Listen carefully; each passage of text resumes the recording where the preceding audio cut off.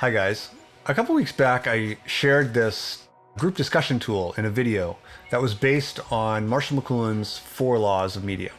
And in that video, I referenced something called media ecology.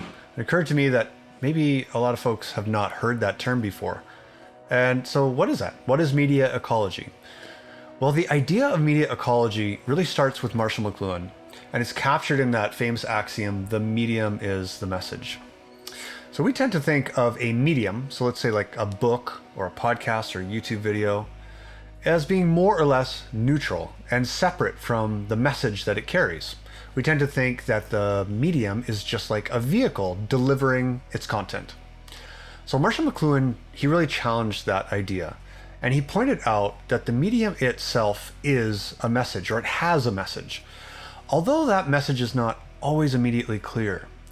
McLuhan used this visual, which is really interesting, of the content being like a piece of meat that a burglar would use to distract the watchdog of your mind and sneak past you. So in that example, the burglar is media and technology.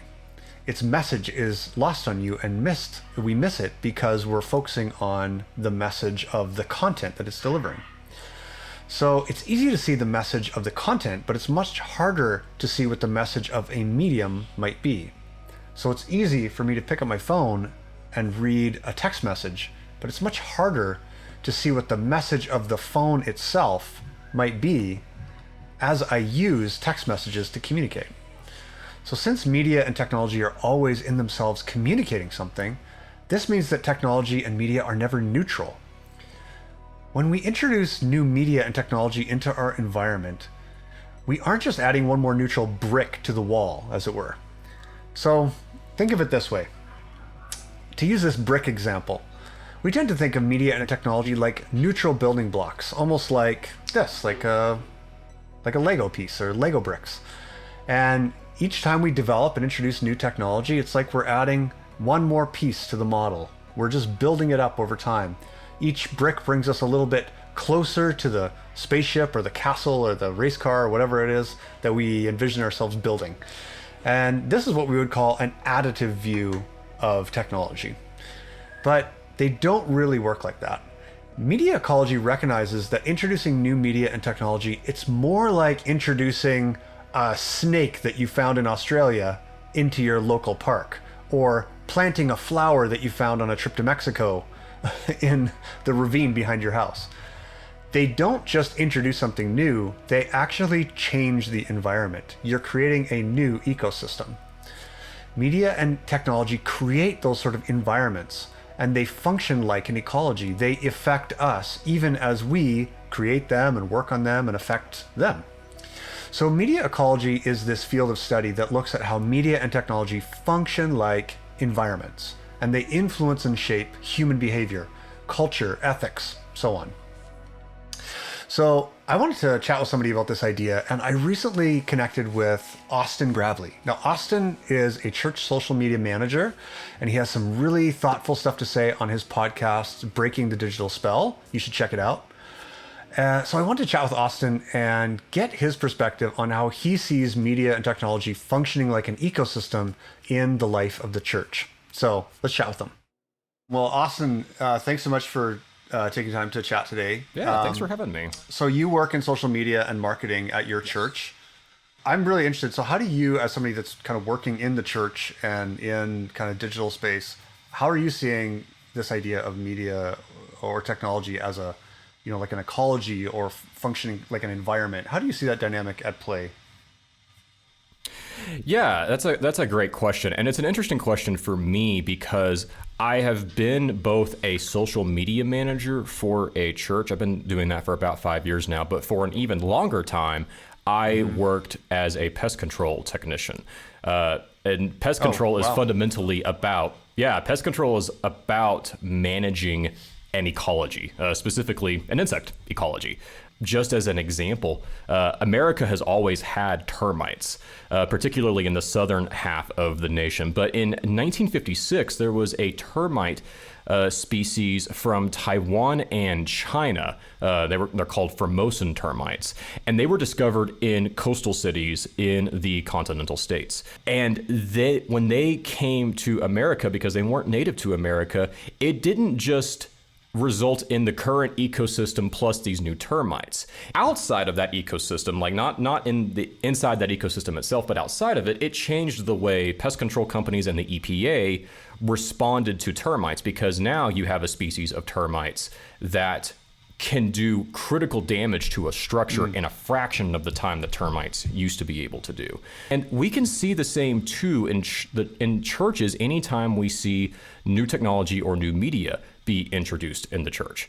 Anthony, you and I are recording a day after the Monday, October 4th Facebook blackout, where Facebook and Instagram and WhatsApp were down for the majority of the day. And I think the timing of this is actually really good.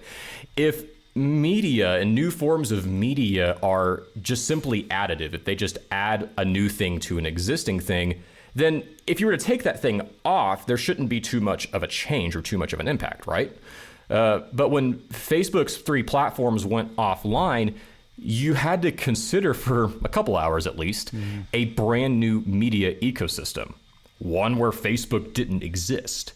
When social media started gaining traction in the late 2000s and the early 2010s among churches, it wasn't this new piece that was added to existing church communication strategies and structures. It very quickly became the default church communication strategy and church communication tool. Churches still use in-service announcements and emails and other methods for communication. Those never went away. But because social media became the dominant medium for communication in this new media ecosystem, churches began to use it for their dominant medium for communication as well. In light of the blackout from yesterday, if you're a church leader, if you're a pastor or a ministry leader, and your church is using social media heavily in your communication strategies, my free recommendation on the house is that start diversifying your communication channels. We have been able to rely on Facebook and Instagram for the past several years to do a lot of really heavy lifting in our public communication. But that chapter of social media history is closing, and we need to start figuring out new channels and begin diversifying how we communicate with our people. We can't continue to put all of our eggs in this one basket anymore. And I think these blackouts are a good reminder of what may be to come down the road with both Facebook and Instagram. Yeah, no, that's a great point. We were just talking even before we started recording here about, the irony is I'm probably going to, share this video with folks on Facebook. Yeah. Most of, I think, the connection as I'm starting to, talk with other churches and church leaders about, how we're using technology and media in the church. Facebook's a big connecting point. And so, that question of how we're moving past that, it's, it occurs to me that there's almost a sense where the horizons of what's possible when we kind of look out and go, where could we even possibly connect with people? Where could we, market or reach out or whatever? The environment that we live in, where Facebook groups and maybe streaming services on Sunday on Facebook, they become so kind of ubiquitous that it's hard to imagine another way of doing this, short of maybe going to another platform that looks basically just like Facebook. Right. And there may be platforms that pop up later on down the road that we just don't know about yet. But one thing that I've noticed just in my 5 years of managing social media for my church, we use Facebook and Instagram primarily. Those are far and away our 2 biggest accounts. And if you've done any type of social media work for churches, you know that Facebook has become increasingly difficult for churches to gain traction on. The algorithm shifts over the past several years have not been very kind to Facebook pages in general, but churches specifically as a whole. And so the rate of return for your time and for your creative energy has been significantly less here recently. And I don't think that trend is going to change. So if you've been looking for a way without of having to invest so much into social media for your communication strategies, this is a good window to begin doing that, because the rate of return is only going to get significantly worse with time, I think. Yeah, no, absolutely. I don't work in social media directly myself, but my work in working with churches, in designing spaces, in working with a lot of presentation technology, I think the classic shift and the example that I would give would be something like that shift from, historically from hymnals to screens or some sort of projection device. And really what happened there, we unwittingly kind of created these environments where musical literacy was just something that slowly waned over time. And that is something that's kind of distant, ancient history at this point, I think, for most people. Right. I think the more contemporary example that I think for me in my own journey and kind of asking some of these questions that I observed was, at a certain point, one of the kind of really popular softwares called ProPresenter introduced this feature where they gave you kind of layers, and you could put moving images and moving videos behind text. And as our environments kind of became increasingly more screen dominated, I think what I observed was for people who are actually making creative and aesthetic decisions about the church, what we were seeing was really the aesthetic choices were all about what goes on the screen. When we're thinking about beauty or art or creativity or creating an environment or creating a mood, those things are really, those are screen-based decisions that we're making. And lo and behold, here's this part of the software where as soon as you open it up the first time, there's a whole dedicated area that says, here's these moving backgrounds. And I remember for years in the one version, there was always like those 2 or 3 moving backgrounds that were not very good. They were actually kind of ugly, and it sort of immediately motivated you to put a better one in there. And so it's created this this ecosystem, actually even just a marketplace ecosystem, where now you have content creators who have created things like subscription services, where every month you get a new downloaded pack of these kind of moving visuals, abstracted visuals. And the idea is that because we're working with screen space, when we think about worship spaces, digital screen space, this needs to be constantly refreshed and constantly updated. I think historically, if you were to ask, how should church look? How should church feel? That would be a fairly slow process in answering those questions. And those would have been architectural, artistic, and theological questions. You would have been really kind of limited, and you could only move at the pace of the technology that you have at your disposal to answer those questions. But now we can make decisions on that kind of in an instant. And so we have an environment where the worship space itself is becoming digitized and kind of moving along those kind of criteria in terms of assessing, is this relevant? Those sort of things.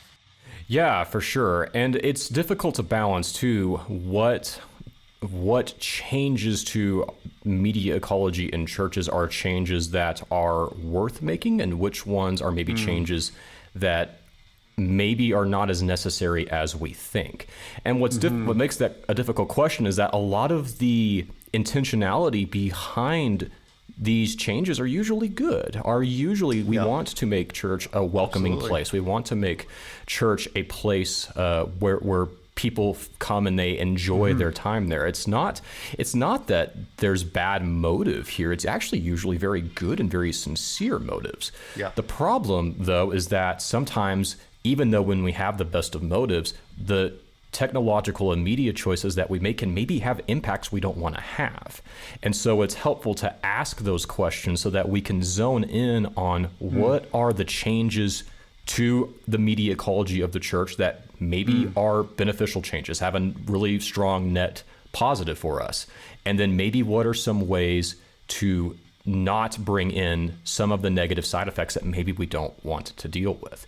Yeah. That may look differently for certain churches. A rural church in the middle of the panhandle of Texas where I live is going to ask a different set of questions than a church in the middle of a city or something like that. But Absolutely.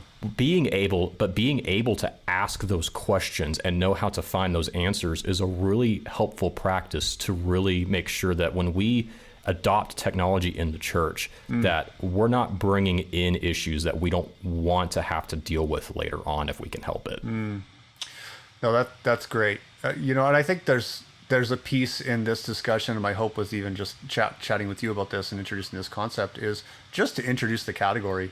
So I think sometimes we just operate without the awareness that by introducing something new, that we're actually we're creating a new environment, and the effects of that environment on us might not be immediately obvious. I think is a helpful category for Christian leaders to think in those ways and not feel like we are beholden to every latest software update or technological innovation to stay relevant or something like that. So, yeah.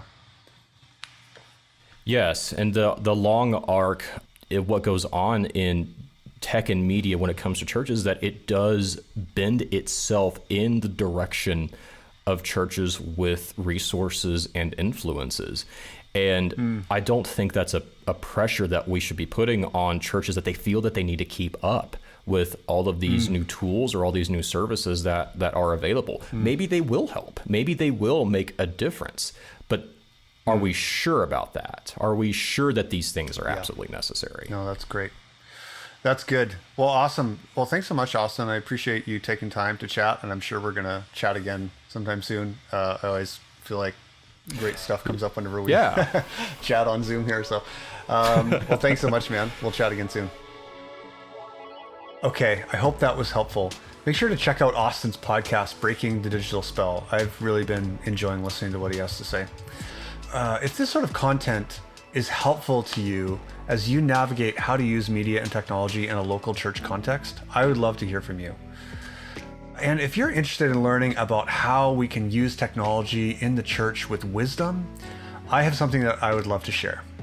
So I have a project that I've been working on, and it's going to officially launch early 2022. But I'm looking for people that care about technology in the church that can have an early look with me and share some feedback. I can't share too much right now, but this project is something that I've been working on for a really long time. And we're going to focus on practical resources for the local church and on building community that is committed to learning and dialoguing and sharing tools related to the wise use of technology in the church.